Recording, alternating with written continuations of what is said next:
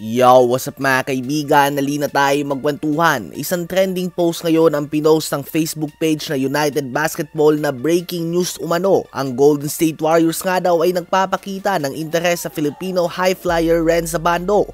Napabilib nga daw nito ang mga scouts dahil sa magandang performance nito noong FIBA World Cup despite the limited playing time. Well, as of 5:30 AM Philippine time, ang post na ito ay humakot na mahigit 60,000 shares and 130,000 reacts. Nakaabot na din ito sa mga tulad nila Coach Mavs na pinag-usapan din ito. Ganun pa man ay totoo nga ba ang balita na ito mga kaibigan?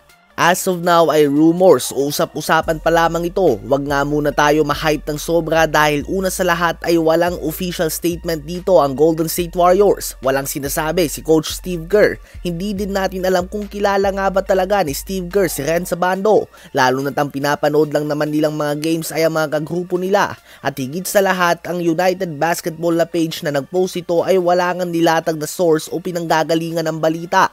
Ang United Basketball ay isang page na may 700 plus likes and more than 3,000 followers as of the moment na ginagawa ko tong video. So hindi nga ito mga legit na insider o kaya naman proven or trusted source ng mga balita.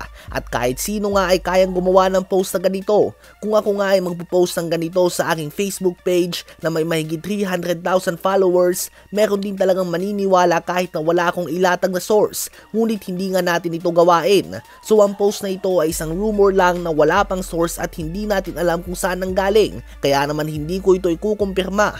Ang sa akin ay hindi naman ito imposible, subalit malabo nga ito sa ngayon. As of now ay hindi totoo ang balita na ito unless may labas nga na source na nagpost at nanggaling mismo sa Warriors at kay Steve Kerr ang balita na ito o kaya naman kay Renz Abando mismo. So ingat-ingat lang po muna tayo sa mga fake news mga kaibigan at matutong i-check muna kung saan nanggaling ang balita at kung sino ba nagpost, sino ang source at kung nanggaling mismo ito sa bibig ng mga pangalan na nabanggit. Kapag pumunta din nga kayo mga kaibigan sa Instagram story ni Renz Abando ay makikita nyo ang post na ito na sinasabi niya na fake news ito.